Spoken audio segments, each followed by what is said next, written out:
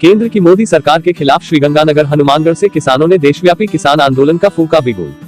हनुमानगढ़ में ट्रैक्टरों पर काले झंडे लगाकर किसानों ने किया देशव्यापी किसान आंदोलन का आगाज। हनुमानगढ़ सोमवार को हनुमानगढ़ जिले के किसानों ने राजस्थान किसान संघर्ष समिति के बैनर तले तीनों कृषि अध्यादेशों, डीजल की बड़ी कीमतें को वापस लेने व स्थानीय मांगों के संबंध में सोशल डिस्टेंसिंग एवं कोरोना महामारी से बचाव के लिए सरकार के द्वारा जारी की गई गाइडलाइन का विशेष ध्यान रखते हुए केंद्र की मोदी सरकार के खिलाफ धरना प्रदर्शन करते हुए ट्रैक्टर रैली निकाली गई। रैली के बाद महामहिम राष्ट्रपति के नाम का एक मांग पत्र भी धरना स्थल पर प्रशासनिक अधिकारियों को दिया गया। धरना एवं प्रदर्शन को संबोधित करते हुए राजस्थान किसान संघर्ष समिति के सदस्य डॉ सौरभ राठौड़ हनुमानगढ़ ने कहा कि केंद्र सरकार ने हालिया समय में 3 कृषि अध्यादेश लागू किए हैं एवं डीजल के दामों में बेतहाशा वृद्धि की है। सरकार के यह सभी कदम किसान विरोधी है। कोरोना वायरस की महामारी के दौरान कृषि क्षेत्र एवं किसान की मेहनत के कारण ही देश की अर्थव्यवस्था का पहिया घूम रहा है। ऐसी महामारी में जब देश की संसद का सत्र भी अभी तक नहीं शुरू हो पाया है, उस समय का फायदा उठाकर केंद्र सरकार अलोकतांत्रिक तरीके से बिना किसानों से सलाह मशवरा करे इस कृषि अध्यादेश को लागू कर रही है। इन आदेशों के कारण किसानों के भविष्य एवं देश के खाद्य सुरक्षा पर गंभीर संकट मंडराने लगा है। किसान नेता डॉ सौरभ राठौड़ हनुमानगढ़ ने अपने संबोधन में आगे कहा कि पहले अध्यादेश के तहत केंद्र सरकार ने APMAC 1 में बदलाव कर कंपनियों व व्यापारियों को हरियाणा में बनी अनाज मंडियों से बाहरी किसानों की फसल खरीदने की छूट दी है, जिनमें हरियाणा व पंजाब में बना मंडीकरण ढांचा टूट जाएगा। लाखों की संख्या में मंडियों में काम करने वाले मजदूर मुनीम आड़तियों की रोजी रोटी पर गहरा संकट छा जाएगा। हरियाणा पंजाब में मंडियों के बंद होने से किसानों की फसलें पूंजीपतियों की कंपनियां कम दामों पर खरीदकर भारी शोषण करेगी और इस अध्यादेश के तहत किसानों की फसलों को न्यूनतम समर्थन मूल्य MSP पर खरीदे जाने की गारंटी भी सरकार ने नहीं दी है। इस अध्यादेश के बाद अब जब किसानों की फसलें तैयार होगी तो बड़े व्यापारी व कंपनियां गठजोड़ कर किसानों के उत्पादों के दाम बाजार भाव से भी कम हो जाएगा। इससे किसानों का भारी शोषण। सरकार ने आज इस कोरोना काल जैसी इस महामारी में, इस कोरोना काल की आड़ में जो किसानों के लिए जो पॉलिसी, फार्मर पॉलिसी में जो अमेंडमेंट किया है, वो निश्चित रूप से सर्वप्रथम तो मैं कहता हूँ अति निंदनीय है।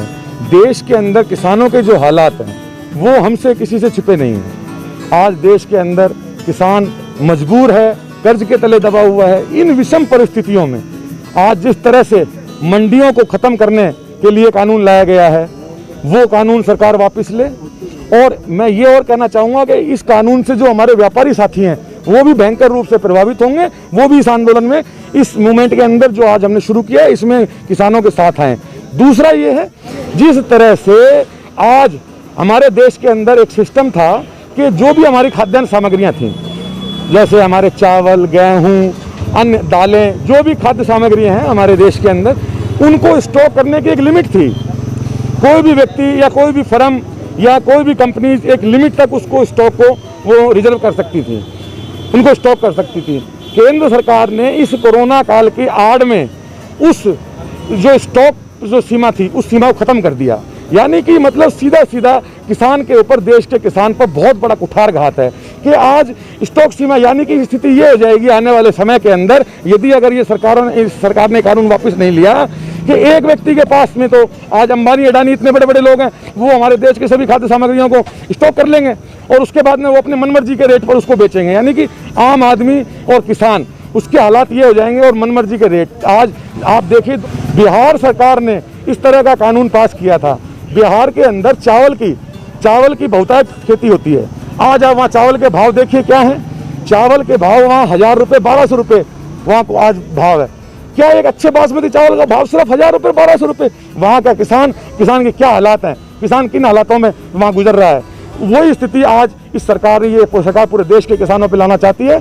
हम इसका पूरा विरोध करते हैं और हनुमानगढ़ गंगानगर क्षेत्र से हमने इस मूवमेंट की शुरुआत करी है। हमारा ये इलाका क्रांतिकारियों का इलाका है। आज तक का इतिहास गवाह है, हनुमानगढ़ और गंगानगर से किसानों के हित में जब जब आवाज़ें उठी तो बड़ी बड़ी सरकारें झुकी हैं। निश्चित रूप से अब भी हम सरकारों को झुकाएंगे। केंद्र सरकार को झुकना पड़ेगा। इन तीनों काले कानूनों को वापस लेना पड़ेगा। जब तक सरकार ये तीनों काले कानून वापस नहीं ले लेती, जब तक हमारा आंदोलन जारी रहेगा। अभी हम सभी बैठ करके आगे की रणनीति तय करेंगे। आज ही हमने मूवमेंट की शुरुआत करी है, आगे की रणनीति अभी सभी बैठ कर तय करेंगे और हजारों हजार किसान यहाँ इसी कलेक्ट्रेट पे इकट्ठे होंगे और केंद्र सरकार को मजबूर करेंगे इन काले कानूनों को वापस लेने के लिए।